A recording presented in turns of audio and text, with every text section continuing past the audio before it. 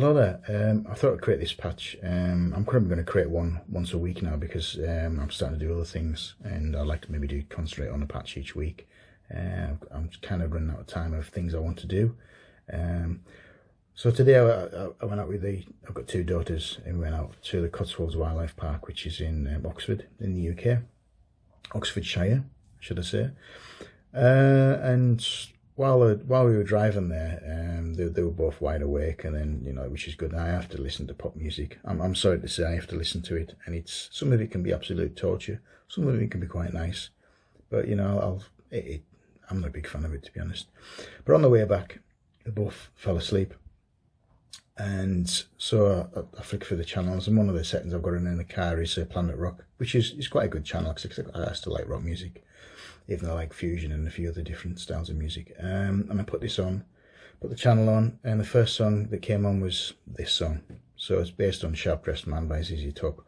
I've never ever played any ZZ Top songs in any bands I've been in, ever been in. A lot of people just won't touch ZZ Top. I don't know why. You know, they're absolutely phenomenal band. They're very reminiscent of the 80s sound, and the guitar sound is it's perfect. I love it really. I love it a lot, to be honest. So you've already heard some audio examples. So what we'll do now is very, very simple rig. There's no scenes. It's just exactly how you see this. So we'll go over the effects. So I decided to use a noise filter originally because what had happened is the gate threshold was set too high. I've left this on. You can take it if you don't really need it on this one, to be honest. Volume pedal, as you can see on there, which is just a standard expression pedal. Volume pedal, and that's moving up by my hand moving up and down the pedal. The amp head, this is great. I did choose quite a few others because, you know, you have quite a few amp heads you can choose from.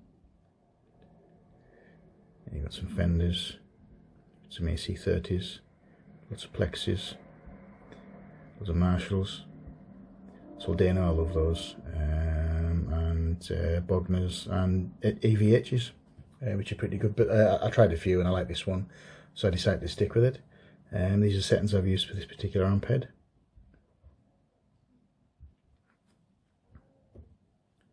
Stereo doubler, it works. This works. So playing with this patch to the song Sharp Dressed Man, you play along with it, it fits absolutely perfectly. It works really, really well, and I was so pleased when I created this, and I thought, well, let's put the song on.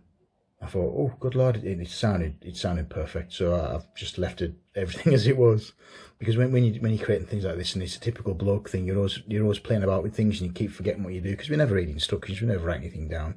So what I've done is just left it, saved the patch, and then thought, right, okay, let's move on and record this before I decide to jump on and change a few more settings. So it always reminds me when you're doing an exam and you get the choice of a multiple choice. If it's an IT exam, if you do a multiple choice one and you decide to go back and you think, now, should I change this one or not?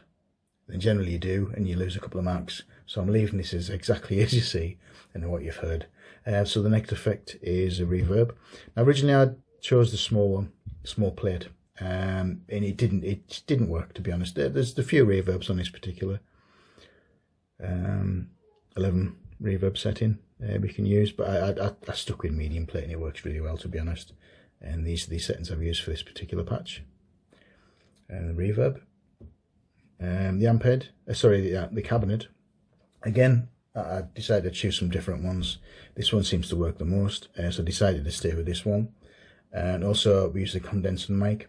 Now with the Headrush pedal board, if you're not familiar with the Headrush pedal board, what we can do, we can add various different amp heads and cabinets. Now with cabinets itself, what we can do is, as you see at the moment, you've got this little microphone there.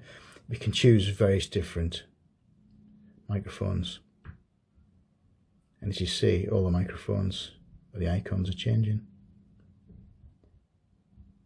There we go, that's changed, and then I've forgotten which one we used, which I think is this one. So we'll leave this one as it is, actually, just in case I messed it about. So, and these are the settings I've used. So we've got off axis. So when you decide to choose your microphone, what you're doing is you can choose the way it's positioned on the amp on the cabinet, and it works. And people still use this today, recording in studios and recording live as well. It still works really well. But that's what we're doing with this particular setting. We're actually moving the microphones if you want to, various different positions. And the settings we use for that.